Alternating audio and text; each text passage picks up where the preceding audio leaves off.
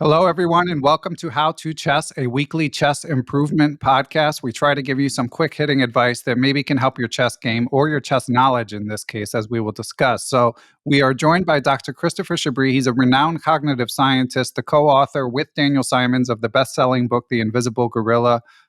People who listen to the Perpetual Chess podcast will know Christopher as he's a friend of the podcast, been on episodes 95 and 187 for long form interviews. He's also helped me out with some book recaps. So always happy that he somehow finds the time to contribute to the chess culture, which is the theme of this week's discussion. But first, a bit more about Chris. He's a USCF master, still an active player, a chess dad, a voracious reader and chess reader, as if anyone can see his bookshelf behind him could verify.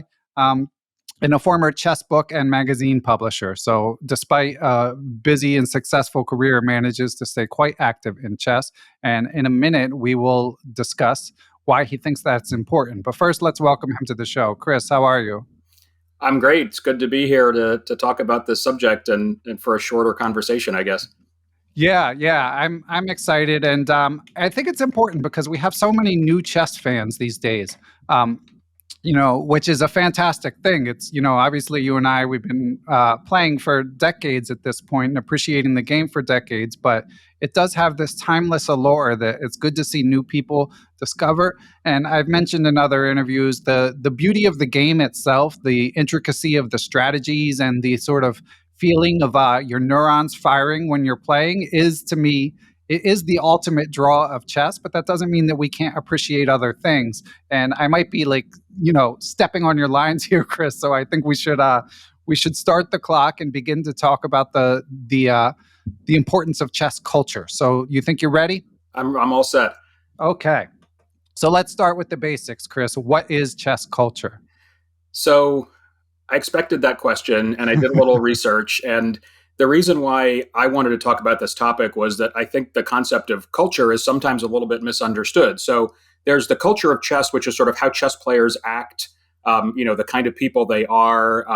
This goes along with the definition of culture, which is I actually got from the dictionary, which is the behaviors and beliefs characteristic of a particular group of people. So like, what are chess players like? What do they do? And so on. But then there's another aspect of culture, which is sort of a more technical academic version, which is the sum total of ways of living built up by a group of human beings and transmitted from one generation to another. So in chess, that's like what the previous chess generations have learned about chess and discovered about chess and taught about chess that get transmitted to the later generations. And that kind of stuff, I think, is useful. And that's sort of the aspect of chess culture that I wanted to talk about and think is actually very useful for chess improvement. But a little bit beyond that, like, as you were saying, one of the enjoyable things about playing chess is, when you go to play a game, you're sitting at a board, you're basically doing the same thing that people were doing 100 years ago, 200 years ago, 300 years ago. In fact, you're often playing the exact same moves in sort of, some mathematical sense. You're doing the same stuff you're doing. Maybe you're doing a little better. You can improve on what happened in the past. And you can compare what you're doing directly to what happened in the past, which you can't really do in other sports. Like, what can you learn from a soccer game played in 1900, right? That's going to be helpful for playing now. And in fact, only in chess, really, and other games like it, can you even directly compare like one era to the other with the kind of precision that you can in chess. So there's a lot the past of chess has to teach us in the present. And that's the kind of culture that I'm talking about. So it's sort of the knowledge of chess built up over all the generations by all the previous players. And you should pay some attention to that, not just what the engine tells you, at the end of your most recent game, because there's so much more in the past that you can learn from than you can from the present. Okay, excellent points already, Chris. One thing I want to throw in is I loved the quote, Anish Giri, obviously the recent FIDE candidates, or the one that was completed this year and started, of course, at the dawn of the pandemic. Anish Giri had a memorable quote where he was saying, as he came back for the second half, everything feels the same. It's the same couch, the same tables. So this feeling of like, you return from a sort of suspended reality, which I think was particularly acute, obviously, because of the pandemic. And that was only sort of a 1-year lapse. Obviously, as you allude to, over time, if you go to a place like the Marshall Chess Club or some of the famous chess clubs in Russia, you feel it even more. Sorry, I have to stop. Forgot to turn off Facebook. Um, Let me get my bearings for a sec.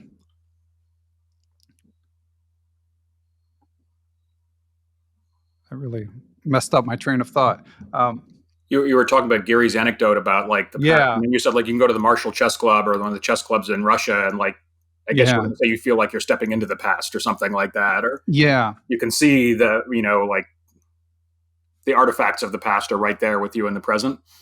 yeah. Um, okay, I'll just move on though.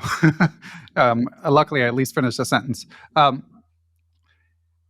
Yeah, when you go to these historic places, you feel it even more. But bringing it forward to what you were saying, Chris, I think what some people might struggle with is they understand they know in theory that what you're saying is true, but time is so precious, and they feel like their games have so many holes. I know I feel that way, and I've been playing for decades. There are other people newer to chess who it's hard for me to imagine, but they might have even bigger holes in their game than me. So, what do you say to someone who says, "Okay, you're right in theory, but I have to make, life is full of difficult choices, and I don't have time to, follow the candidates tournament or go to the chess club. I just play my games at the end of a workday."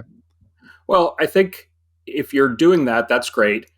And if you don't care about whether you're playing better from day to day, then fine, just enjoy chess, and have fun, and that's great. Nothing wrong with that. But if you do want to improve, um, there are a lot of reasons to understand more about the history and culture of chess, and in particular, like the famous players, the famous games, the best games, and it's often commented that games of the past were easier to understand than games of the present. So, I would still say you're going to learn more from picking the right older games to look at than you are from sort of following the current games, the World Championship or the Champions Chess Tour or the Grand Chess Tour or whatever. Um, and how you divide your time, is up to you. The other reason for looking at the past and learning more about it is I think it actually increases people's enjoyment and staying power in chess. So I think it's easy to sort of think of chess as like another game. I like playing this game. I'll play it for a while. I'll, get better at it and so on. But it will help make it, I think, more of a lifelong passion and a lifelong activity that just sort of contributes to your enjoyment of life the more you learn about the past of chess. Now, maybe I'm a little biased because that's the way sort of I think about things. I like to learn more about the background and history of things, but I do believe that works for other people as well. And it sort of helps with your motivation for what you're working on now. If you can connect it to sort of, the great chain of what's come before and see that, you're doing some of the same things that Bobby Fischer did, or Capablanca or Morphy. I mean, Morphy's a great place to start, as many people have said, because a lot of what Morphy did to his opponents, 1,400 players now can do to their opponents. Right. Even if grandmasters can't do it to their grandmaster opponents.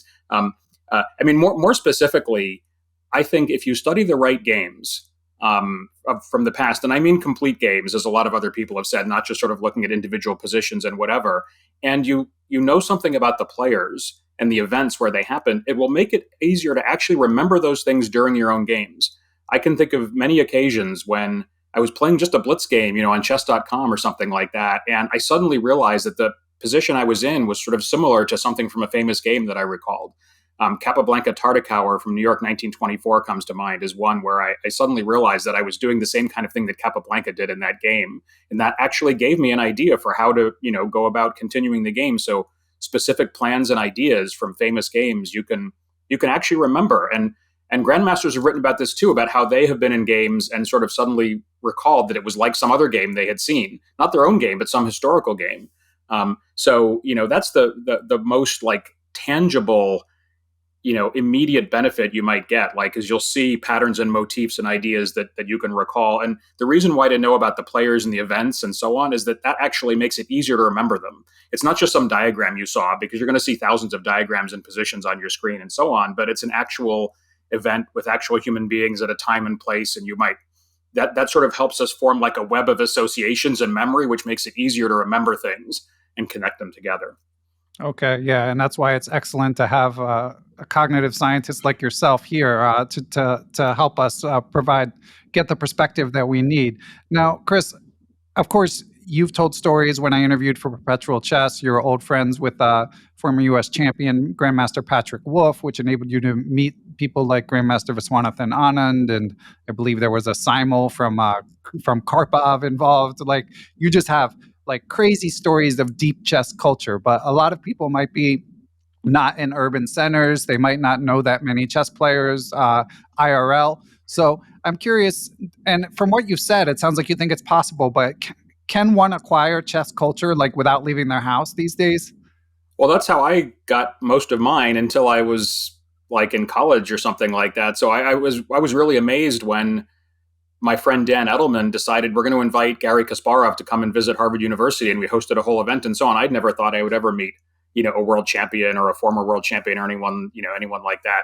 Even though I was from New York, I never uh, met any of these people. So the way I started out was my father, who loved books as much as I do, maybe more, started giving me books, and some of the ones that really had good chess culture stuff were books like the Fireside Book of Chess, the Chess Companion. There used to be sort of this genre of books, which is not as popular now, where it was like stories about chess, famous players, cute games, like memorable games where like interesting things happened.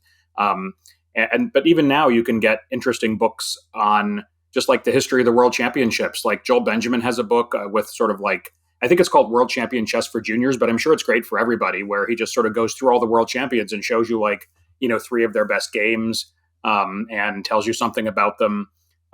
There are many excellent books you can get this information from. I'm less of like a YouTube kind of person, so I couldn't tell you like whose videos to watch. I know a lot of people put out videos on historical chess players and games and so on. I just couldn't give any particular recommendations about them. But Kasparov's My Great Predecessors series is also sort of renowned for being like the textbook of chess culture in a sense, like at least as seen through his point of view, which is his own point of view. But he probably knows more about chess than everybody else listening to this podcast. So you could do worse, than to follow his line of thinking on and that of his collaborators on what's the important stuff in chess culture and why. Excellent. Yeah, those are some great recommendations. Just to throw in a couple more that I often mention, Masters of the Chessboard, Learn from the Legends gets recommended a lot in a more recent book. But yeah, and as you say, like the Complete Chess Addict with just like fun little chess factoids. There is tons that you can learn online, and as you say, that's not even speaking of all the great content creators available on YouTube and on Chessable who kind of can teach you some chess history while they teach you some chess. There's Um, also a great book called Joys of Chess that I didn't mention, and I second Masters of the Chessboard, although it was written by Reddy like in the 30s, so it's not exactly going to be very up to date.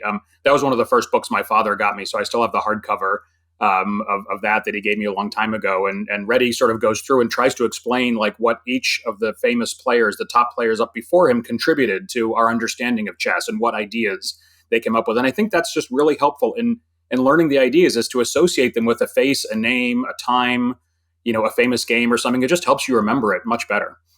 all right, Chris, you've convinced me. I'm going to get some chess culture. It's All it's right, good. time.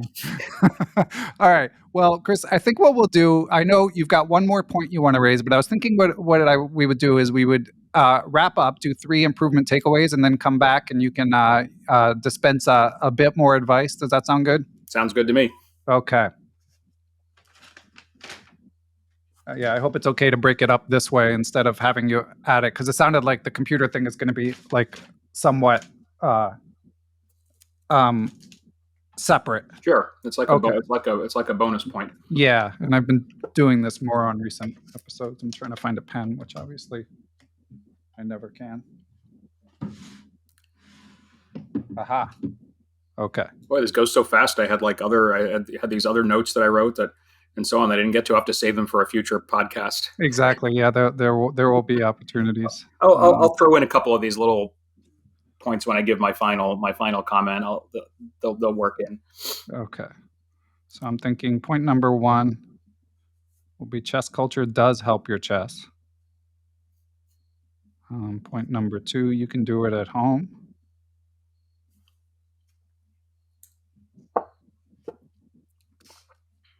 And number 3. Well, I would say probably number 3 is, well, I don't know what order you want to do these things in, but I would say like I would make point number one like chess culture is knowledge about the Yeah. past of chess. Point Okay. two, chess culture helps your chess. Point three, like you can do it at home. You Okay. don't have to actually go out and you That's know good. become part of the elite world of chess. To know about Right. you know yeah, because like sometimes people say chess like there's like these phrases like drug culture, right? Chess culture is not like drug culture. It's a different it means a different thing when we say it in chess. Nor is it like Chinese culture or um, whatever.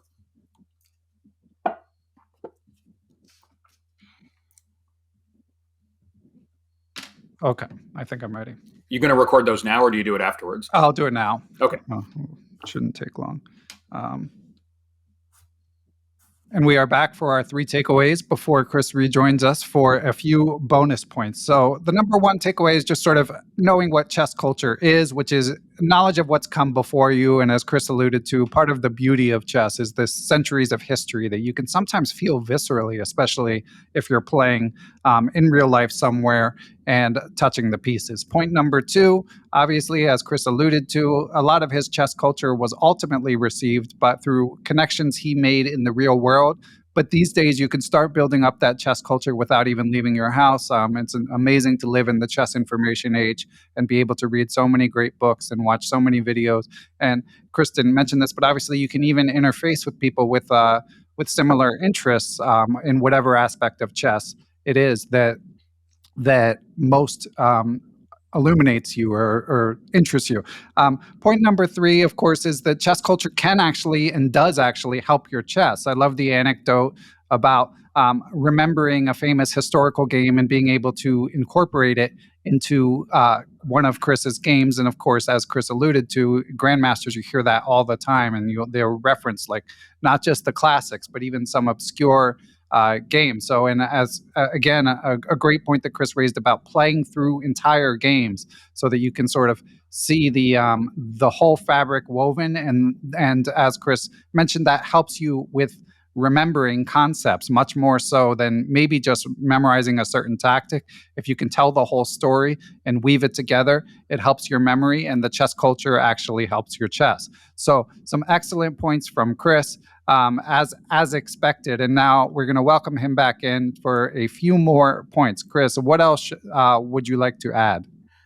I I wanted to add something about chess engines because I think before 15 years ago, the discussion of chess culture would have just included books, and history and so on. But nowadays we have this additional force in the chess world, and especially in the chess improvement world, the computer, and especially the engines that are built into all the websites and software and so on that immediately they will tell you some kind of evaluation of the position and line of best play and so on.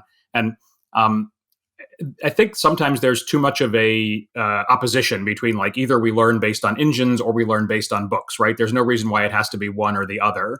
It can be both. And you can go too far in being sort of a slavish adherent to the past. Like some people will say things like, the best book ever written on chess was X, and it's something from the 1920s or the 1930s, or we should, read the books written by the greatest players ever, even though those books are 70 years old, rather than like look at what's coming out now. And that's just a pure fallacy. There's no other field where knowledge accumulates over time where it's a good idea to sort of only learn what was known in 1920 or 1940 or 1950, right? Like chess, and chess is a field where knowledge does accumulate. That's chess culture, right? It's accumulating knowledge of how chess works and how to play it better. So don't be stuck in the past, but at the same time, don't be a slavish devotee of chess engines, and understand something about how they work. So like when you turn on that button, right, and you start to see a number, and it says plus 1.7, plus 1.6, and so on, and the bar sort of jumps up and down.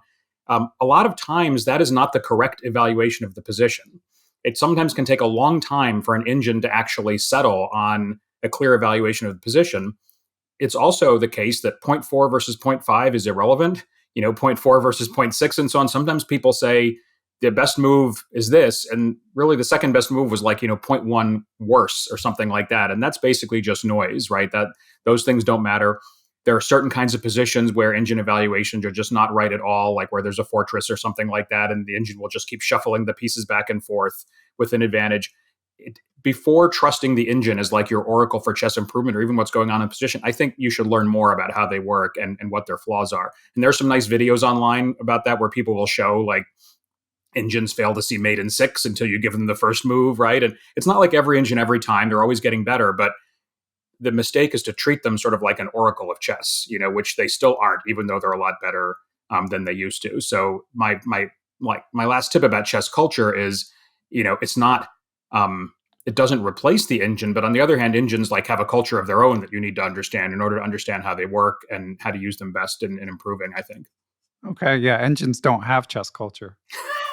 Now that's one of the beautiful things about them is like their evaluations are not based on comparing the position to Capablanca Tardikow in 1924, but they do have some chess culture in them in a sense because when they evaluate positions, they use like weights of things and so on, which are sometimes influenced by human concepts of chess, right? That's one of the nice things about AlphaZero and Leela and so on is that they sort of relearned it from scratch, but still they're not oracles. And even sometimes when they say something different from a book, sometimes the book is actually still right.